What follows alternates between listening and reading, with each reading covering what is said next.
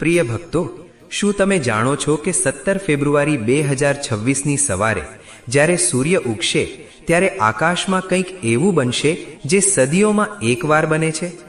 આ માત્ર ગ્રહણ નથી, આ નસીબ પલટાવનારી એક ક્ષણ છે જે 6 રાશિઓને રોડપતિમાંથી કરોડપતિ બનાવી શકે છે. જો તમે પણ એ જાણવા માંગો છો કે કઈ એ ભૂલ છે જે બનેલું કામ બગાડી શકે છે, તો આ વિડીયોની એક પણ સેકન્ડ મિસ ન કરતા. ચાલો જાણીએ એ ભાગ્યશાળી રાશિઓ વિશે. ભક્તો, 2026નું સૌથી પહેલું સૂર્યગ્રહણ 17 ફેબ્રુઆરીએ લાગવાનું છે. તેથી સાવધાન થઈ જાઓ, કારણ કે આ ગ્રહણ કોઈ સાધારણ સૂર્યગ્રહણ નહીં હોય. આ એ દિવસ હશે જ્યારે આકાશમાં સૂર્ય તો ઉપસ્થિત રહેશે, પરંતુ તેની રોશની ધરતી સુધી નહીં પહોંચે. દિવસના અજવાળામાં અચાનક અંધકાર છવાઈ જશે અને આ દ્રશ્ય સ્વયં ઘણું બધું કહેવાવાળું હશે. શાસ્ત્રો અનુસાર જ્યારે પણ આવો અદ્ભુત ખગોળીય પરિવર્તન થાય છે તો તેનો સીધો સંબંધ માનવ જીવન અને ભાગ્ય સાથે જોડાઈ જાય છે.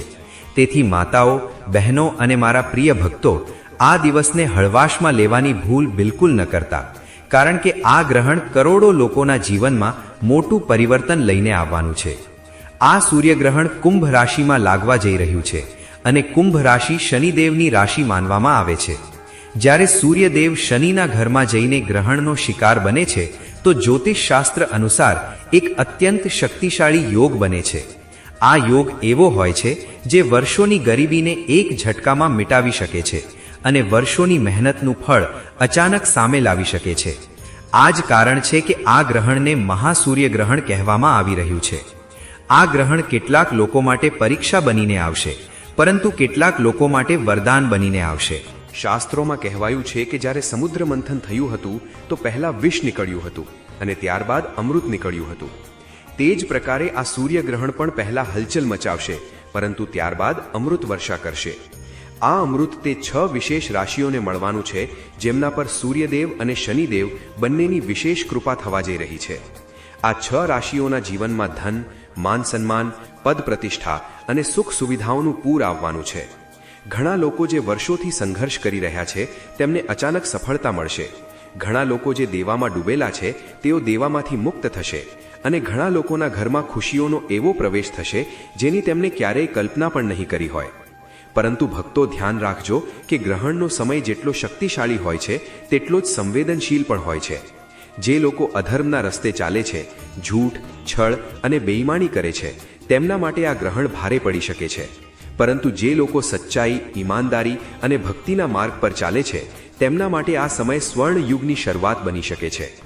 ગ્રહણ દરમિયાન બ્રહ્માંડના દ્વાર ખુલી જાય છે અને તે સમયે કરવામાં આવેલી સાધના અનેક ગણું ફળ આપે છે. એટલા માટે જ હું તમને કહી રહ્યો છું કે આ વિડીયોને અંત સુધી જરૂર જોજો, કારણ કે આ 6 રાશિઓમાંથી એક રાશિ એવી પણ છે જેને અચાનક બહુ મોટો ધનલાભ થશે. પરંતુ જો તેણે ગ્રહણકાળમાં એક નાની એવી ભૂલ કરી દીધી તો તે જ ધન હાથમાં આવતાની સાથે જ સરકી જશે. તે કઈ રાશિ છે અને તે કઈ ભૂલ છે તે હું તમને આગળ જણાવીશ. એ પણ યાદ રાખજો કે ગ્રહણના મોક્ષકાળમાં જો તમે સાચા મંત્રનો જાપ કરી લીધો તો તમારી માત્ર કિસ્મત જ નહીં, પરંતુ તમારી આવનારી પેઢીઓનું ભાગ્ય પણ સુધરી શકે છે. આવો યોગ વર્ષોમાં એકવાર બને છે અને જે લોકો આ અવસરને ઓળખી લે છે તે જ ઇતિહાસ રચે છે. તો હવે સમય આવી ગયો છે તે ભાગ્યશાળી 6 રાશિઓ વિશે જાણવાનો જેમના ઘરમાં 17 ફેબ્રુઆરી 2026 પછી કુબેરનો ખજાનો ખુલવાનો છે. પહેલી રાશિ જેના પર ધન વર્ષા થવા જઈ રહી છે તે છે મેષ રાશિ. મેષ રાશિના જાતકો, ધ્યાનથી સાંભળો. તમારા માટે આ સૂર્યગ્રહણ લાભ ભાવમાં થવા જઈ રહ્યું છે અને જ્યોતિષ શાસ્ત્રમાં લાભ ભાવને કમાણી, આવક, ઈચ્છાઓની પૂર્તિ અને આકસ્મિક ધન પ્રાપ્તિનું સ્થાન માનવામાં આવ્યું છે. તેનો સીધો અર્થ એ છે કે 17 ફેબ્રુઆરી પછી તમારા જીવનમાંથી આર્થિક તંગી શબ્દ હંમેશ માટે ભૂંસાઈ જવાનો છે. જે લોકોએ વર્ષોથી પૈસાની અછત જોઈ છે, જેમણે બીજા પાસેથી ઉધાર લઈને પોતાનું જીવન ચલાવ્યું છે, જેમની મહેનતનું સાચું ફળ અત્યાર સુધી નહોતું મળ્યું, તેમના માટે આ સમય કોઈ વરદાનથી ઓછો નહીં હોય. જો તમારું કોઈ સરકારી કામ છેલ્લા કેટલાય વર્ષોથી અટકેલું હતું, જો તમારી ફાઇલો ઓફિસોમાં ધૂળ ખાઈ રહી હતી, જો વારંવાર ચક્કર લગાવ્યા પછી પણ કોઈ ઉકેલ નહોતો આવી રહ્યો, તો હવે તૈયાર થઈ જાઓ, કારણ કે ગ્રહણ પછી તમને એવા સમાચાર મળવાના છે કે તમારી આંખમાં આંસુ આવી જશે. પરંતુ તે આંસુ દુઃખના નહીં પણ ખુશીના હશે. તમારા આવકના નવા સ્ત્રોત ખુલશે. હોઈ શકે છે કે તમને કોઈ સાઇડ ઇન્કમની તક મળે. કોઈ જૂનો મિત્ર અચાનક કોઈ પ્રસ્તાવ લઈને આવે, અથવા તો કોઈ એવું કામ શરૂ થઈ જાય જેના વિશે તમે ક્યારેય વિચાર્યું પણ ન હોય. વ્યાપાર કરવાવાળાઓ માટે આ સમય વધુ શુભ છે. તેમને કોઈ બહુ મોટો ઓર્ડર મળી શકે છે. વિદેશ સાથે જોડાયેલો કોઈ સોદો થઈ શકે છે. કોઈ મોટી કંપની સાથે ટાઈઅપ થઈ શકે છે. શરૂઆતમાં તમને લાગશે કે આ બધું સપનું છે, પરંતુ ધીમે ધીમે જ્યારે પૈસા ખાતામાં આવશે ત્યારે તમને અહેસાસ થશે કે ગ્રહોની ચાલ ખરેખર બદલાઈ ચૂકી છે. પરંતુ મેષ રાશિવાળાએ એક વાતનું વિશેષ ધ્યાન રાખવાનું છે. ગ્રહણ દરમિયાન તમારે કાળા કપડાં બિલકુલ નથી પહેરવાના. આ નાનકડો નિયમ જો તમે તોડી દીધો તો બનેલું કામ બગડી શકે છે. આ સિવાય ગ્રહણવાળા દિવસે કોઈની સાથે ઝઘડો નથી કરવાનો અને જેટલું બને તેટલું શાંત રહેવાનું છે. જો તમે એવું કરશો તો તમારી કિસ્મતનું તાળું પૂરી રીતે ખુલી જશે. હવે આગળ વધીએ બીજી ભાગ્યશાળી રાશિ તરફ. આ રાશિ છે વૃષભ રાશિ. વૃષભ રાશિવાળા માટે આ સૂર્યગ્રહણ કર્મ ભાવ એટલે કે 10મા ભાવમાં થવા જઈ રહ્યું છે. 10મા ભાવને કરિયર, પ્રતિષ્ઠા, માન સન્માન અને જીવનની દિશાનો ભાવ કહેવામાં આવે છે. એનો અર્થ સ્પષ્ટ છે કે તમારા જીવનની ગાડી હવે તેજીથી આગળ વધવાની છે. જો તમે નોકરી કરો છો તો પ્રમોશનનો યોગ બહુ મજબૂત છે. તમારી સેલરી વધી શકે છે. તમને કોઈ મોટી જવાબદારી સોંપવામાં આવી શકે છે. તમારા બોસ અને સિનિયર તમારાથી ખુશ રહેશે અને તમારા વખાણ કરશે. જો તમે બેરોજગાર છો અને લાંબા સમયથી નોકરીની શોધમાં ભટકી રહ્યા છો તો હવે તમારે ભટકવું નહીં પડે. ગ્રહણ પછી એવો યોગ બનશે કે કામ પોતે ચાલીને તમારી પાસે આવશે. કોઈ જૂનો પરિચિત તમને કોલ કરી શકે છે. ક્યાંકથી અચાનક ઇન્ટરવ્યૂનું તેડું આવી શકે છે અને તમને નોકરી મળી શકે છે. જે લોકો વેપાર કરે છે તેમના માટે પણ આ સમય શાનદાર છે. નવો બિઝનેસ શરૂ કરવાની યોજના બનાવી રહ્યા છો તો ગ્રહણ પછીનો સમય બહુ શુભ છે. શેર બજાર, ટ્રેડિંગ કે કોઈ પણ પ્રકારના રોકાણમાં રુચિ રાખનારાઓ માટે આ સમય જેકપોટ જેવો સાબિત થઈ શકે છે. પરંતુ અહીં એક સાવધાની પણ જરૂરી છે. લાલચમાં આવીને પોતાની બધી જ જમા પૂંજી એક જ જગ્યાએ ન લગાવી દેતા. વિચારી સમજીને યોજના બનાવીને ડગલું ભરશો તો તમે માટીને પણ અડશો તો તે સોનું બની જશે. વૃષભ રાશિવાળા માટે એક વિશેષ ઉપાય છે કે ગ્રહણ સમાપ્ત થયા પછી કોઈ ગરીબ વ્યક્તિને અન્નનું દાન જરૂર કરો. તેનાથી તમારા ઘરમાં ક્યારેય પણ ધનની અછત નહીં થાય અને લક્ષ્મી માતાની કૃપા સતત બની રહેશે. હવે ત્રીજી રાશિની વાત કરીએ અને આ એ જ રાશિ છે જેના વિશે મેં શરૂઆતમાં ચેતવણી આપી હતી. આ રાશિ છે મિથુન રાશિ. મિથુન રાશિમાં જાતકો બહુ ધ્યાનથી સાંભળો, કારણ કે તમારા માટે આ ગ્રહણ ભાગ્ય ભાવમાં લાગી રહ્યું છે. ભાગ્ય ભાવનો અર્થ થાય છે કિસ્મતનું ઘર. એટલે કે ભાગ્ય તમારો પૂરો સાથ આપશે. અટકેલા પૈસા પાછા મળશે. કોઈને આપેલું ઉધાર જો લાંબા સમયથી નહોતું મળી રહ્યું તો તે પૈસા પાછા આવી શકે છે. પૈતૃક સંપત્તિથી જોડાયેલો કોઈ વિવાદ ચાલી રહ્યો છે તો નિર્ણય તમારા પક્ષમાં આવવાની પૂરી સંભાવના છે. અચાનક ધન લાભના યોગ બની રહ્યા છે. તમે કરોડપતિ બનવાના માર્ગ પર તો છો, પણ અહીં એક બહુ મોટું પરંતુ છે. તમારે તમારી વાણી પર સંયમ રાખવો પડશે. ગ્રહણના પ્રભાવથી તમારી વાણીમાં તીખાશ આવી શકે છે. પોતાના કોઈ નજીકના વ્યક્તિ સાથે, પોતાના પાર્ટનર સાથે કે પરિવારના સભ્ય સાથે કંઈક એવું બોલી શકો છો જેનાથી સંબંધ તૂટી શકે છે અને તેની સાથે જ તમારી બનેલી રમત બગડી શકે છે. એટલા માટે 17 ફેબ્રુઆરીના દિવસે કોશિશ કરો કે ઓછામાં ઓછું બોલો. મૌન રહેવું તમારા માટે સૌથી મોટો ઉપાય હશે. જેટલું ઓછું બોલશો તેટલું વધારે કમાશો. જો તમે તમારા ગુસ્સા પર કાબૂ મેળવી લીધો તો દુનિયાની કોઈ તાકાત તમને અમીર બનતા નહીં રોકી શકે. હવે વાત કરીએ ચોથી રાશિની. આ રાશિ છે સિંહ રાશિ. સિંહ રાશિના સ્વામી સ્વયં સૂર્યદેવ માનવામાં આવે છે અને જ્યારે સૂર્યદેવ પર ગ્રહણ લાગે છે તો સૌથી વધુ પ્રભાવ આ જ રાશિ પર પડે છે. પરંતુ ગભરાવાની જરૂર નથી. આ પ્રભાવ નકારાત્મક કરતાં વધુ સકારાત્મક હશે. આ ગ્રહણ તમારા જીવનની બધી ગંદકીને બહાર કાઢવાનું કામ કરશે. જે લોકો તમારી વિરુદ્ધ કાવતરા કરી રહ્યા હતા, જે તમારી પાછળ બુરાઈ કરી રહ્યા હતા, જે છુપાઈને વાર કરી રહ્યા હતા, તેઓ હવે બેનકાબ થશે અને ઘૂંટણ ટેકવી દેશે. કોર્ટ કચેરીના મામલામાં તમારો વિજય થશે. લાંબા સમયથી ચાલી રહેલો કોઈ કેસ તમારા પક્ષમાં જઈ શકે છે. સૌથી મોટી વાત એ છે કે તમને વિદેશથી ધન લાભ થવાનો પ્રબળ યોગ બની રહ્યો છે. જો તમે વિદેશ જવાનું સપનું જોઈ રહ્યા છો, જો તમે ઇમ્પોર્ટ એક્સપોર્ટનું કામ કરો છો અથવા વિદેશથી જોડાયેલો કોઈ બિઝનેસ કરવા માંગો છો તો સમય તમારા માટે સ્વર્ણિમ છે. સિંહ રાશિવાળાએ બસ એક વાતનું ધ્યાન રાખવાનું છે કે ગ્રહણ કાળમાં સતત સૂર્ય મંત્રનો માનસિક જાપ કરતા રહેવો. આ મંત્ર તમારા માટે રક્ષા કવચનું કામ કરશે અને નકારાત્મક ઉર્જાને સકારાત્મક ઉર્જામાં બદલી નાખશે. હવે પાંચમી રાશિ તરફ વધતા પહેલા એક મહત્વપૂર્ણ જાણકારી. સૂતક કાળ ગ્રહણથી લગભગ 12 કલાક પહેલા શરૂ થઈ જાય છે. એટલે કે 17 ફેબ્રુઆરીએ ગ્રહણ થતા પહેલા 16 ફેબ્રુઆરીની રાતથી જ સૂતક કાળ શરૂ થઈ જશે. આ સમયે મંદિર જવું અને મૂર્તિ પૂજા વર્જિત માનવામાં જાય છે, પરંતુ માનસિક જાપ કરવો વર્જિત નથી. બલકે સૂતક કાળમાં કરવામાં આવેલો માનસિક જાપ 100 ગણું વધુ ફળ આપે છે. આ સમયને ઊંઘવામાં કે નકામી વાતોમાં નષ્ટ ન કરતા પોતાના મનને ઈશ્વરમાં લગાવો. હવે જાણીએ પાંચમી ભાગ્યશાળી રાશિ વિશે. આ રાશિ છે તુલા રાશિ. તુલા રાશિવાળા માટે આ સૂર્યગ્રહણ પંચમ ભાવમાં લાગી રહ્યું છે. પંચમ ભાવને બુદ્ધિ, પ્રેમ, સંતાન અને રચનાત્મકતાનો ભાવ કહેવામાં આવે છે. આ ગ્રહણના પ્રભાવથી તમારી બુદ્ધિ એટલી તેજ થઈ જશે કે તમે એવા રસ્તા શોધી લેશો જેનાથી પૈસા કમાઈ શકાય. જો તમે શેર માર્કેટ, ટ્રેડિંગ કે કોઈ રિસ્કવાળા કામમાં છો તો તમારી છઠ્ઠી ઇન્દ્રિય તમને પહેલા જ સંકેત આપી દેશે કે પૈસા ક્યાં લગાવવા છે. અચાનક ધન લાભના યોગ બની રહ્યા છે. હોઈ શકે છે કોઈ જૂની લોટરી લાગી જાય, કોઈ જૂનું રોકાણ અનેક ગણું થઈને પાછું મળે. પ્રેમ સંબંધોમાં મધુરતા આવશે. પતિ પત્ની વચ્ચે ચાલી રહેલી ગેરસમજ દૂર થશે. જે લોકો સંતાન પ્રાપ્તિની કામના કરી રહ્યા છે તેમના માટે પણ આ ગ્રહણ શુભ સમાચાર લાવી શકે છે. તુલા રાશિવાળાએ બસ એક સાવધાની રાખવાની છે કે ગ્રહણ દરમિયાન કોઈ ગર્ભવતી મહિલાનું અપમાન ન કરે અને ના તો કોઈ જાનવરને હેરાન કરે. એવું કરવાથી લક્ષ્મી માતા નારાજ થઈ શકે છે. હવે છઠ્ઠી અને છેલ્લી રાશિની વાત કરીએ જે આ ગ્રહણની સૌથી મોટી લાભાર્થી થવાની છે, અને આ રાશિ છે કુંભ રાશિ. કુંભ રાશિના જાતકો, આ ગ્રહણ તમારી જ રાશિમાં લાગી રહ્યું છે. તમારા જ ઘરમાં સૂર્ય અને શનિનું મિલન થઈ રહ્યું છે. આ એક બહુ મોટો રાજયોગ છે. તમારા વ્યક્તિત્વમાં એક અદ્ભુત આકર્ષણ આવશે. લોકો તમારી તરફ ખેંચાઈ આવશે. સમાજમાં તમારું માન સન્માન વધશે. લોકો તમારી સલાહને મહત્વ આપશે. નોકરી, વેપાર, રોકાણ દરેક ક્ષેત્રમાં તમને લાભ મળશે. ધન તમારી પાસે એવી રીતે આવશે જાણે વરસાદ પડતો હોય. ચારે દિશાઓથી લક્ષ્મીનું આગમન થશે. જો તમે કોઈ નવું કામ શરૂ કરવા માંગો છો તો 17 ફેબ્રુઆરી પછીનો સમય બહુ શુભ છે. બસ એક વાતનું ધ્યાન રાખજો કે અહંકાર બિલકુલ ના કરતા. શનિદેવને ઘમંડ પસંદ નથી.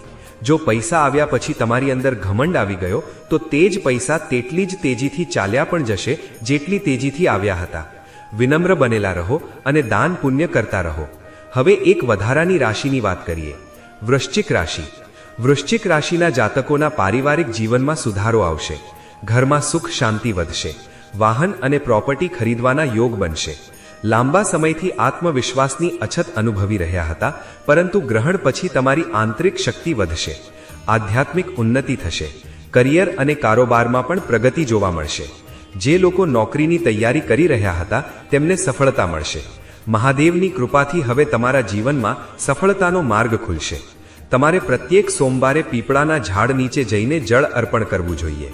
હવે હું તે મહા ઉપાયની વાત કરું છું જે બધી રાશિના લોકો કરી શકે છે. ગ્રહણ સમાપ્ત થયા પછી સ્નાન કરો. ચોખ્ખા કપડાં પહેરો. એક તાંબાના લોટામાં જળ લો. તેમાં થોડું ગંગાજળ, લાલ ચંદન, લાલ ફૂલ અને કેટલાક દાણા ઘઉંના નાખો. આ જળ સૂર્યદેવને અર્ઘ્ય આપો અને પોતાની મનોકામના મનમાં ને મનમાં બોલો. આ સિવાય ગ્રહણ દરમિયાન એક નારિયેળ લો અને તેને પોતાના માથા પરથી 7 વાર ઓવારી લો. ગ્રહણ પૂરું થયા પછી તે નારિયેળને વહેતા જળમાં પ્રવાહિત કરી દો. તેનાથી તમારી બધી નકારાત્મક ઉર્જા દૂર થઈ જશે. યાદ રાખો, જ્યારે વાસણ ખાલી અને સાફ હોય છે ત્યારે જ તેમાં અમૃત ભરવામાં આવે છે. પોતાના મનને ઈર્ષ્યા, દ્વેષ અને નકારાત્મકતાથી મુક્ત રાખો. ત્યારે જ ઈશ્વરની કૃપા તમારા સુધી પહોંચશે અને આ સૂર્યગ્રહણ સાચે જ તમારા જીવનને બદલી દેશે. યાદ રાખજો, આ તક વારંવાર નથી આવતી. આ કોઈ સાધારણ સંયોગ નથી, પણ સદીઓ પછી બનેલો એક વિશેષ અવસર છે. ગ્રહોએ પોતાની ચાલ બદલી લીધી છે. આકાશમાં શક્તિઓ સક્રિય થઈ ચૂકી છે. હવે પ્રશ્ન માત્ર એટલો છે કે શું તમે આ પરિવર્તનને સ્વીકારવા માટે તૈયાર છો? શું તમે તમારા જૂના દુઃખો, જૂના અભાવ અને જૂની નિષ્ફળતાઓને પાછળ છોડવા માટે તૈયાર છો? તે ઐશ્વર્ય અને તે ખુશાલીને અપનાવવા માટે તૈયાર છો જે તમારા દ્વાર પર દસ્તક દઈ રહી છે? જો તમારો ઉત્તર હા છે તો પોતાના મનમાં આ સંકલ્પ લો કે તમે આ સમયનો પૂરો લાભ ઉઠાવશો. પોતાની ઉપસ્થિતિ નોંધાવો અને કોમેન્ટમાં જય સૂર્યદેવ લખો. જેથી આ સંકેત બ્રહ્માંડ સુધી પહોંચે કે તમે આ મહાપરિવર્તન માટે પૂરી રીતે તૈયાર છો. જ્યારે તમે તમારી આસ્થાને શબ્દોમાં વ્યક્ત કરો છો તો તે અનેક ગણી શક્તિશાળી થઈ જાય છે. અને જો તમારા મનમાં કોઈ પણ શંકા છે, કોઈ પણ સવાલ છે, તો તેને મનમાં દબાવીને ન રાખો. નિસંકોચ પૂછો.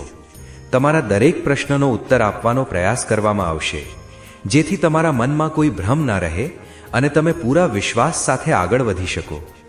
આ સંદેશને તમારા મિત્રો, તમારા સંબંધીઓ અને તમારા શુભ ચિંતકો સુધી જરૂર પહોંચાડો.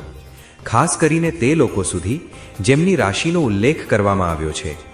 હોઈ શકે છે તમારો શેર કરેલો આ સંદેશ કોઈના જીવનની દિશા બદલી દે. અને યાદ રાખો, જ્યારે આપણે બીજા માટે સારું કરીએ છીએ તો ઈશ્વર સ્વયં આપણા માટે તેનાથી પણ મોટું સારું નક્કી કરી દે છે. અત્યારથી જ તમારી દિનચર્યાને સુધારવાનું શરૂ કરી દો. તામસિક અને નશાવાળી ચીજોથી દૂરી બનાવો. સાત્વિક અને શુદ્ધ ભોજન અપનાવો.